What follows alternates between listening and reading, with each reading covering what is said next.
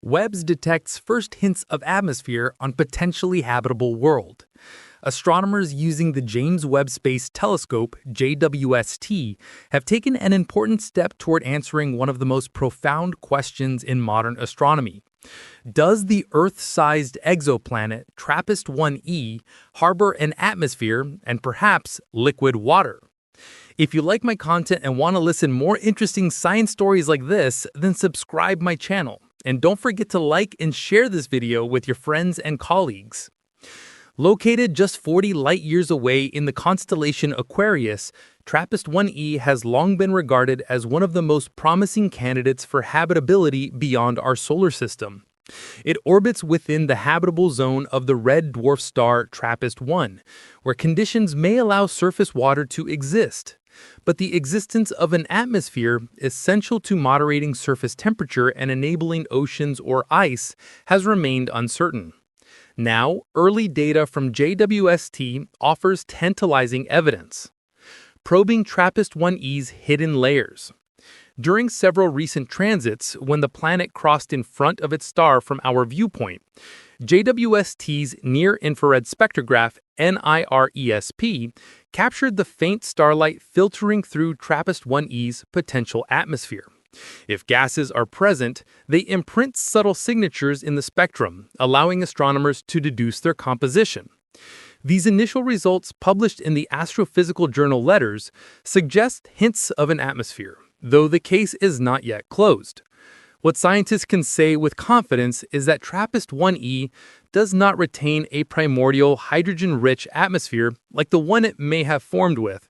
Instead, if it has an atmosphere at all, it is likely a secondary atmosphere, one that developed after the planet's early hydrogen-helium shroud was stripped away by stellar radiation. Dr. Hannah Wakeford, Associate Professor of Astrophysics at the University of Bristol and a leading member of JWST's Transiting Exoplanet team, explained, JWST's infrared instruments are giving us an unprecedented level of detail. In these first 4 observations, we're refining Hubble's earlier measurements and beginning to see hints that an atmosphere may be present. But we must also consider the possibility that there may be none at all. Atmospheres lost and found. Red dwarf stars like TRAPPIST-1 are highly active, bombarding their planets with flares and energetic radiation. Such harsh conditions make it unlikely that planets like TRAPPIST-1e could retain their original hydrogen envelopes. Earth itself lost its primordial atmosphere billions of years ago and later developed a heavier secondary atmosphere dominated by nitrogen, oxygen, and carbon dioxide. Dr. David Grant, co-author of the studies, noted, "The findings strongly suggest that TRAPPIST-1e does not possess a primordial hydrogen atmosphere. Instead, any current atmosphere must be a heavier secondary one if it exists at all. Such a secondary atmosphere is critical for habitability. Without it, TRAPPIST-1e would be a barren, frozen world.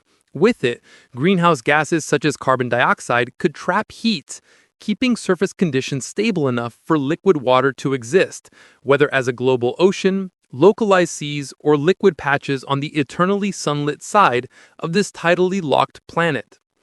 Beyond earthly parallels.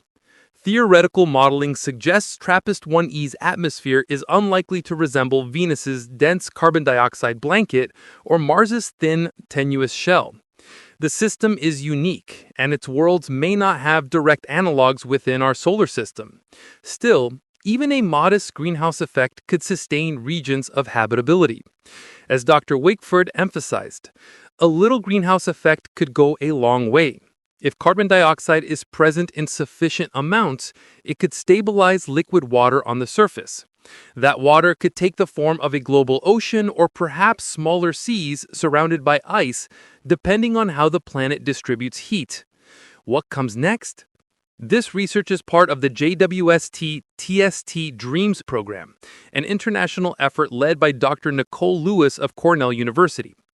The collaboration involves more than 30 scientists across the UK, USA, and India, including University of Bristol researchers who also contributed to JWST's recent detection of quartz clouds in the atmosphere of a hot exoplanet. Future JWST observations will expand the dataset, including comparative studies with TRAPPIST-1b, the innermost planet of the system. With each additional transit, astronomers will sharpen their picture of TRAPPIST-1e, if one exists. Dr. Nestor Espinosa of the Space Telescope Institute summarized the excitement. Webb's infrared instruments are showing us details we've never had access to before. These first 4 observations of Planet E are just the beginning. As more data comes in, we'll have the chance to probe the nature of this world with unprecedented precision. A new window on habitability.